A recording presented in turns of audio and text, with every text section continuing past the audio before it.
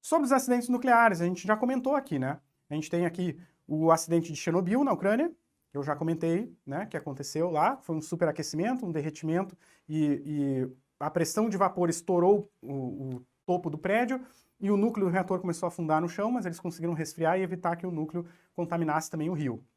Então a gente teve uma contaminação externa pelo vapor, que foi jogando material radioativo ali para cima, e gerou uma massa de ar, né, uma nuvem de material radioativo que foi contaminando várias cidades, vários países da Europa.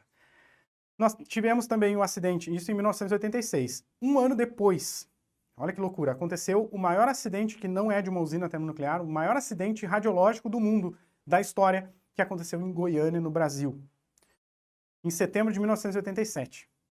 Em setembro de 1987,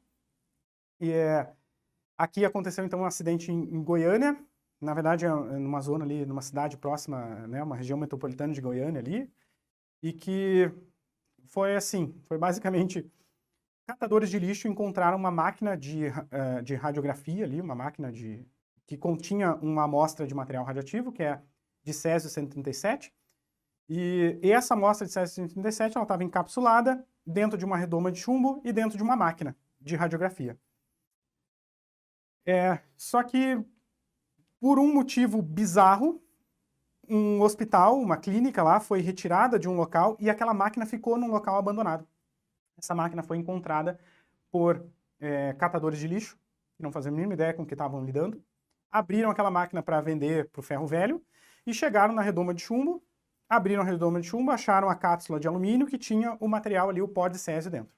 E o interessante é que o pó de césio, a radioatividade dele gera o próprio pó, que é branquinho, um efeito de luminescência azulada, então aquilo ali brilhava uma luz azul muito bonita. E tinha uma película, né, tipo uma película plástica que não deixava o pó sair dali, mas eles romperam aquela película e tiraram o pó, passaram na mão, deram para a criança brincar, a criança engoliu, comeu. Bom, aí nós temos um problema de contaminação radiológica ou contaminação radioativa. A contaminação é a pessoa conter materiais de elementos químicos radioativos que vai ficar emitindo radioatividade nela e nas pessoas que estão próximas.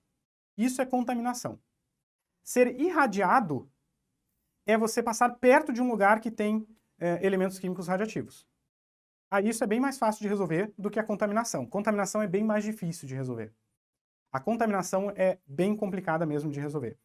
A exposição é tranquila, porque a exposição a gente coloca aquilo ali, coloca uma blindagem e está tudo certo.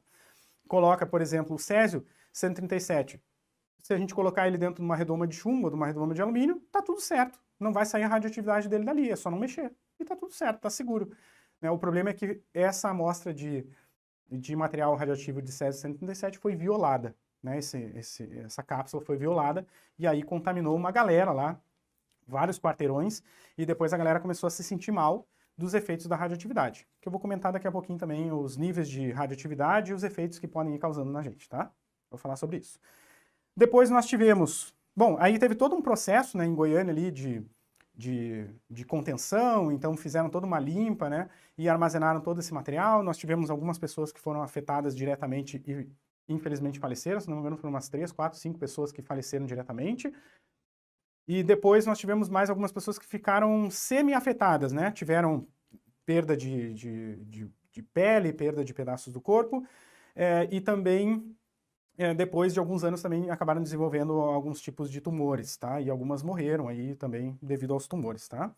Enfim, é um processo complicado. Foi um acidente bem complicado, foi um pesadelo que o Brasil tem aqui, um trauma muito grande que o Brasil tem aqui desde 1987, que foi o maior acidente nuclear da história que não tenha sido numa usina.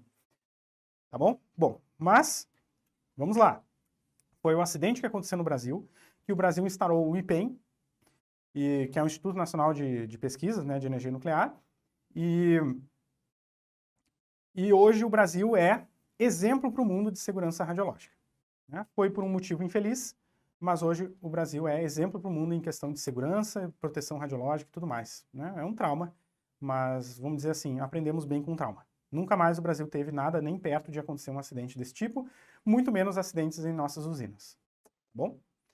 Fukushima. Bom, já comentamos sobre Fukushima, né? A gente teve um problema lá de um terremoto seguido por um tsunami, e o problema maior de Fukushima foi os reatores foram desativados, só que eles ficam ali ainda com um calor residual, né? Eles demoram para realmente resfriarem, então existe um sistema que fica ali só circulando água no reator para deixar ele resfriando naturalmente, só que nisso veio a enchente, voltou. Basicamente todos os reatores que existiam na região de Fukushima aguentaram isso de boa, e tá tudo certo, só que 2 dos reatores estavam com um projeto bem defasado, ao ponto que uma fissura fez alagar o local onde tinha as baterias e os motores elétricos que faziam o bombeamento dessa água de resfriamento dos núcleos, parou o resfriamento dos núcleos, os núcleos vaporizaram aquela água que ficou parada ali, porque aquela água tinha que ficar circulando, aquela água parou de circular, vaporizou e aí gerou um vaso, né, de uma grande panela de pressão, né, um prédio de pressão ali, de vapor de água, mas o prédio ia aguentar, tá? Agora, o que não se esperava era que o vapor de água ia reagir com uns elementos químicos da liga de zircônio que tinha, se não me engano é zircônio, que tinha nas barras ali de contenção. E a reação de vapor de água com esses elementos metálicos que tinham ali nas barras gerou hidrogênio. Então, além de vapor, tinha hidrogênio dentro do objeto. E hidrogênio, assim, puro, né, o hidrogênio gasoso, ele é altamente explosivo. Então ali, qualquer instabilidade causou uma explosão de hidrogênio, não de vapor, né, uma explosão de hidrogênio que rompeu a cúpula lá das usinas de Fukushima, no Japão, em 2 usinas, se não me engano, que estouraram, que tiveram esse tipo de problema. Esse tipo de problema que aconteceu em Fukushima é um problema de projeto. O que aconteceu em Chernobyl foi um problema de irresponsabilidade e de burrice mesmo. Burrice, foi uma idiotice o que aconteceu em Chernobyl, tá? Uma sequência de decisões burras de gente despreparada que não sabia lidar com o que estavam lidando. Foi horrível o que aconteceu em Chernobyl. Em Goiânia, foi um problema de total irresponsabilidade, tá? Total irresponsabilidade que causou esse problema de Goiânia. Em Fukushima, foi um problema de projeto, tá? Foi um problema de projeto. O governo já tinha sido alertado há anos que tinha que mudar aquele projeto, e não mudou, tá? E não mudou. Então, todos esses acidentes aqui têm sim culpados e todo mundo sabe muito bem quem são, certo? Mas dificilmente, né, eles acabam realmente pagando pelo que causaram. Mas todo mundo sabe muito bem o que causou esses acidentes, tá? E, enfim, e hoje, com o que a gente conhece hoje, com todas as instituições que a gente tem mundo afora e as organizações de proteção radiológica e tudo mais, esses acidentes nunca mais terão chance de se repetir. Nem perto, tá? Eles terão chance de se repetir. Beleza? São, infelizmente, traumas que não deveriam, né? Enfim, que infelizmente a gente vai ter que carregar, certo? E, enfim, é isso, tá? Aqui tem uma foto lá de Fukushima, de das cúpulas dos reatores que estouraram. Aqui são técnicos que estão em Fukushima fazendo medições. Então, olha só, em Fukushima lá a coisa foi realmente feia, mas a galera foi lá fazer medidas, né? E dava para ficar um tempo lá fazendo medidas com roupas especiais, depois eles foram embora, tá?